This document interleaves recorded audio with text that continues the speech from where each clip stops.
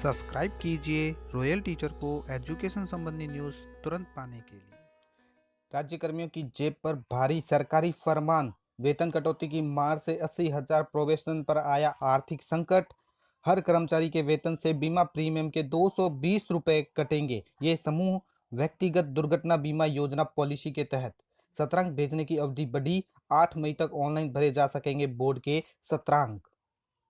जी हाँ साथियों, इस वक्त की आज की सबसे बड़ी 4 खबरें आपके सामने लेकर आए हैं। पूरी विस्तार से बात करेंगे आज के इस वीडियो में। दोस्तों, वीडियो को अंत तक जरूर देखें। सबसे पहले अगर बात करें, सत्रांक भेजने की अवधि बढ़ा दी गई है। 8 मई तक ऑनलाइन भरे जा सकेंगे बोर्ड के सत्रांक। पूर्व में बोर्ड की ओर से 20 अप्रैल तक तय कर रखी थी अंतिम तिथि। माध्यमिक शिक्षा बोर्ड ने सत्रांक भेजने की अवधि बढ़ा दी है। अब स्कूलों में 8 मई तक सत्रांक भेज सकेंगे। पूर्व में बोर्ड ने 20 अप्रैल तक अंतिम तिथि रखी थी। इस संबंध में बोर्ड की वेबसाइट पर दिशा निर्देश जारी कर दिए गए हैं। बोर्ड द्वारा उच्च माध्यमिक, वरिष्ठ उपाध्याय माध्यमिक, प्रवेशिका, व्यावसायिक शिक्षा परीक्षा 2020 के नियमित परीक्षाओं के सत्रांक विद्यालय से ऑनलाइन भरे जा रहे हैं। प्रदेश में जारी लॉकडाउन और कर्फ्यू को देखते हुए बोर्ड ने यह तिथि 20 अप्रैल से बढ़ा दी 8 मई तक कर दी है।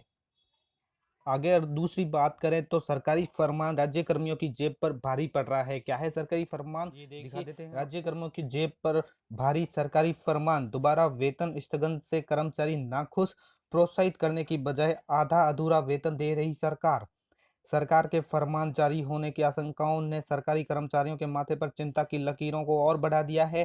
कर्मचारियों के मार्च के वेतन स्थगन के बाद अप्रैल माह के वेतन स्थगित की तैयारियों का कर्मचारी संगठनों ने कड़ा विरोध किया है। इस संबंध में राज्य कर्मचारियों ने कहा है कि कोरोना महामारी को देखते हुए कर्मचारियों ने पहले ही एक दिन का वेतन मुख्यमंत्री सहायता कोष में देने की पेशकश की थी। इसके बाद सरकार ने एक तरफा निर्णय लेते हुए कर्मचारियों का 1, 2, 3 और 5 दिवस तक वेतन काटने के आदेश जारी कर दिए, जो न्यायोचित नहीं था। इसके बाद भी सरकार ने पुनः कर्मचारियों को विश्वास में लिए बिना मार्च माह का वेतन स्थगित कर दिया गया।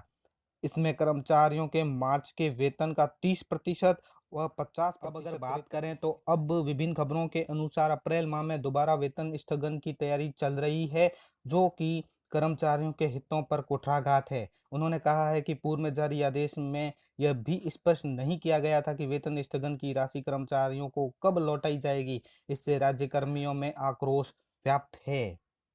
दूसरी ओर वेतन स्थगन से घर खर्च चलाना हो रहा है मुश्किल। वेतन स्थगन से कोरोना की लड़ाई में पूरा साथ दे रहे कर्मचारियों के सामने घर खर्च, ईएमआई, बिजली पानी के बिल आदि को लेकर आर्थिक संकट की समस्या उत्पन्न हो गई है। ऐसे में जब अन्य राज्य कर्मचारियों को प्रोत्साहन राशि दे रहे हैं, वहीं राज्य सरकार अधूरा वेतन दे रही है, जो कि अनुचित है। इसको लेकर भी कर्मचारियों ने काफी नाराजगी है। केंद्र सरकार नहीं कर रही कटौती, यानी राज्य सरकार जहां कटौती कर रही है, वहीं केंद्र सरकार इस मामले में कोई कटौती नहीं कर रही है। केंद्र सरकार वेतन और पेंशन में से कटौती नहीं करेगी। इसको लेकर हाल ही में वित्त मंत्री सीतारमण ने ट्वीट कर जानकारी भी दी है। ऐसे में राज्य कर्मी आस लगाए बैठे हैं कि राज्य सरकार से भी पूरा वेतन मिलेगा, परंतु चल रही खबरों के मुताबिक कर्मचारियों की आस पर पानी फिरता नजर आ रहा है। पूरा वेतन दे सरकार। राज्य कर्मियों ने सरकार से मांग की है कि मार्च माह के स्थगित वेतन को अप्रैल माह के वेतन के साथ भुगतान किया जाए तथा अब वेतन स्थगन नहीं किया जाए। साथ ही कोरोना ड्यूटी में लगे कर्मचारियों को प्रोत्साहित करने के लिए प्रोत्साहन राशि दी जानी चाहिए।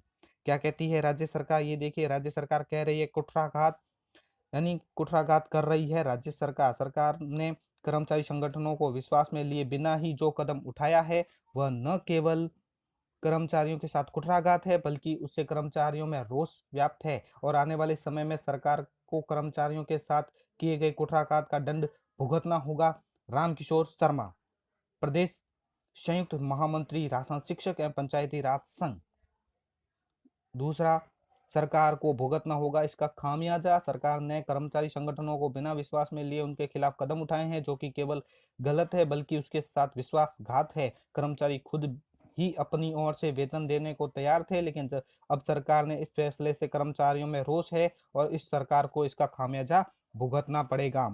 महेश पाल सिंह, जादौन जिलाध्यक्ष, संयुक्त कर्मचारी महासंघ एकीकृत। तो दोस्तों आप सभी जानते हैं कि कर्मचारी के साल में एक बार जो प्रीमियम करता है कि समूह व्यक्तिगत दुर्घटना बीमा योजना पॉलिसी के तहत हर कर्मचारी के वेतन से 220 रुपए कटेंगे।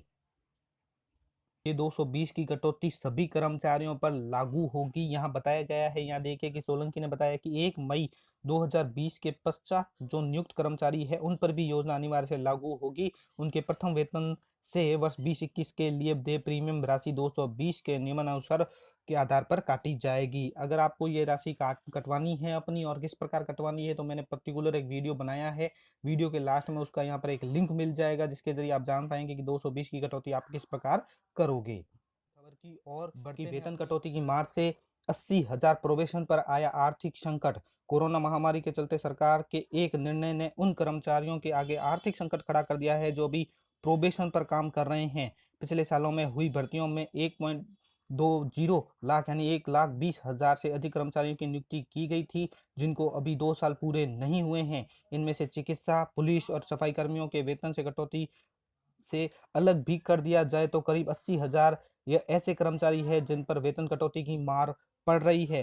प्रोबेशन पीरियड पूरा नहीं होने से वे अभी फिक्स वेतन पर काम कर रहे हैं। वेतन कटौती के बाद इनको महज 8,000 रुपये ही वेतन मिल पाया है। इसलिए प्रोबेशन पर काम कर रहे कर्मचारियों को वेतन कटौती से बाहर रखने की मांग की जा रही है। इन कर्मचारियों में सबसे बड़ी संख्या शिक्षा विभाग कर्मचारियों की है। पिछले सालों में इस विभाग में तृतीय श्रेणी शिक्षकों की बम्पर भर्ती हुई थी।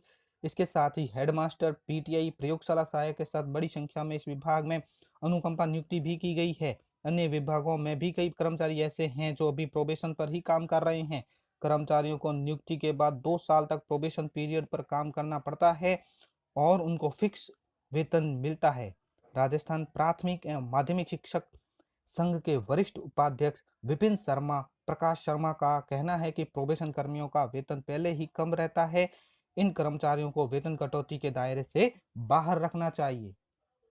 तो दोस्तों ये थी मुख्य मुख्य खबर। वीडियो अच्छी लगे हो तो जरूर लाइक, शेयर और सब्सक्राइब कीजिए। पास में आने वाले घंटी के बटन को जरूर दबाएं एजुकेशन संबंधी न्यूज़ तुरंत पाने के लिए।